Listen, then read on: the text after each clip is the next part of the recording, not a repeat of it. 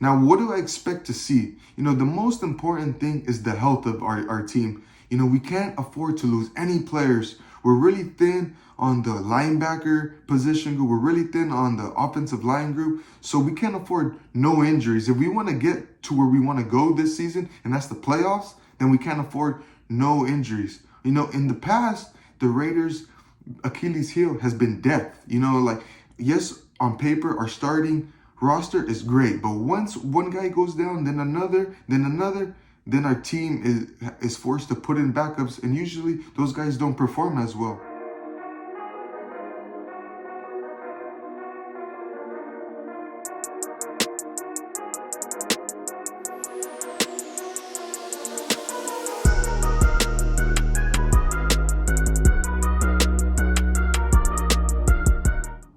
What's up, Raider Nation? Welcome back to my channel. If you're new to this channel, please hit that subscribe button. We're on the road to 1,000 subscribers, and we're a little bit more than halfway there. So I'd really appreciate it if you hit that subscribe. And also, if you already subscribed, hit that like, hit that bell so you're notified every time I come out with a brand new video. And also, leave a comment and let me know if you like what I'm doing or if you don't. Well, let's get straight to it, guys. It's officially war day today. Let's go. The Raiders traveled down to LA, down to our second home, to play the Los Angeles Lambs. Yes, I know it's at SoFi. We're the visiting team, but the Raiders run Southern Cal. We run Cali. We run the whole nation, baby. As you can see, I'm not in my studio. I'm on vacation, and I went to the Falcons and Bengals game, and that experience was really fun, guys. But something that I noticed, that those fans ain't nothing like the Raider fans. They weren't getting loud. They weren't chanting. The stadium was half full. Everyone was talking and not really paying attention to the game. I was all out in Raider gear. I had my vest, had my shirt, I had my hat, and no one heckled me. If anything, I got some compliments, that they liked my vest and where did I get it and whatnot. So, there ain't nothing like the nation, guys. Well, as you guys might have heard, our Las Vegas Raiders traveled down to LA and had 2 joint practices. And although they weren't as crisp as the last week against the Niners, we still got some good work. The Rams got a lot better quarterback with Matthew Stafford opposed to Brock Purdy and Trey Lance and Sam Darnold. So yeah, of course we're going to get a lot better work on the defensive side of the ball, in the passing game, that is. But 3 guys that we could definitely count on that were killing it during these practices are none other than Davante Adams, Hunter Renfrow, El Chivo, and Max Crosby, baby. These 3 players are cornerstone players. They show up every week, and they're leaders out there. So it's a given for them to have good practices. And we got to count on these players throughout the season. So I've been hearing nothing but great things coming out of camp regarding these 3 players. Hunter Renfrow had a down year last year, and I've heard he's improved a lot, and he's been getting a lot of targets. So let's hope that proceeds into the season and he doesn't miss a beat. Because the old Renfrow from past was a hell of a player. So let's hope that last year was just an anomaly and that he gets past that. And in other great news, Tyree Wilson officially returned to practice, guys. And you know what? I don't expect him to get into the game this week for the fact that he's only had 2 practices under his belt. So don't expect him to play.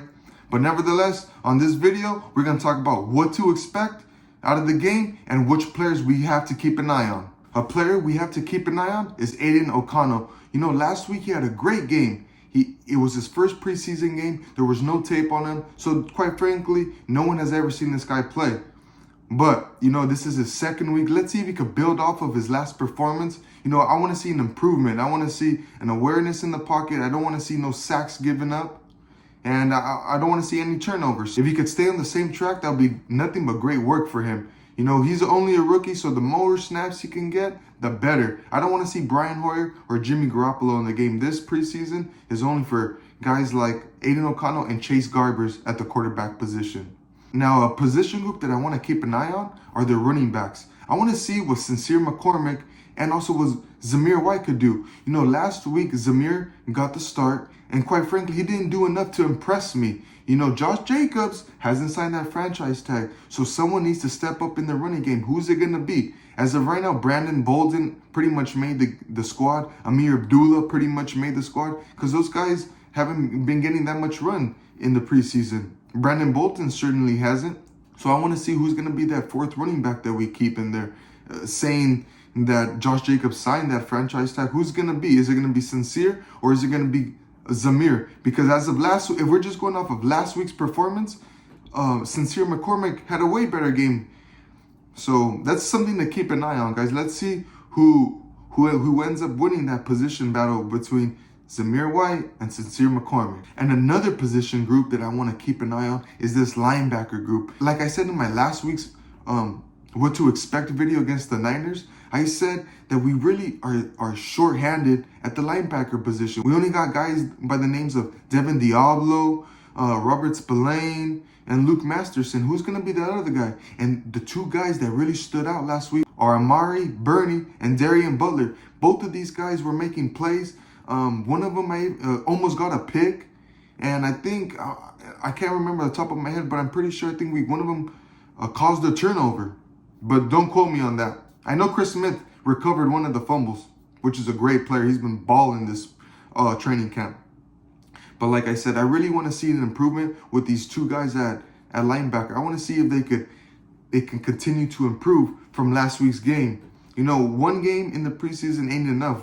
We need to continue to be on the right track and continue to improve every week, guys. These preseason games are very important.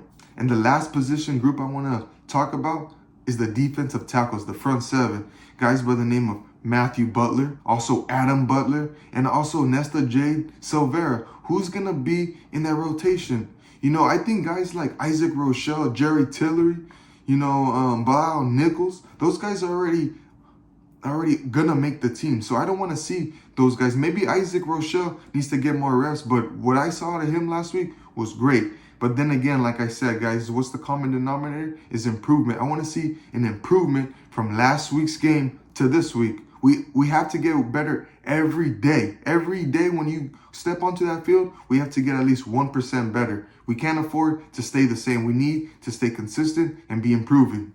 Now, what do I expect to see? You know, the most important thing is the health of our team. You know, we can't afford to lose any players. We're really thin on the linebacker position group. We're really thin on the offensive line group. So we can't afford no injuries. If we want to get to where we want to go this season, and that's the playoffs, then we can't afford no injuries. You know, in the past, the Raiders' Achilles heel has been depth. You know, like, yes, on paper, our starting roster is great, but once one guy goes down, then another, then our team is forced to put in backups, and usually those guys don't perform as well. So the main thing is the health. And another thing I want to talk about is penalties.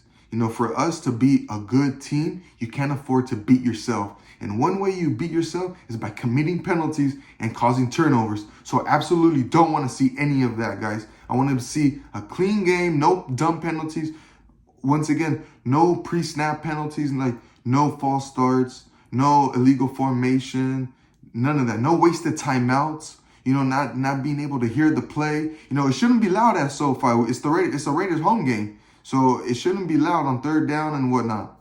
So that's pretty much it for this video, guys. Let me know what you guys think about the players that I mentioned. What do you expect for them? Do you think there's a chance that a guy like Amari Burney or a guy like Darian Butler, can they potentially earn a spot in the starting rotation? Let me know in the comments what you think. And also, till next time, peace.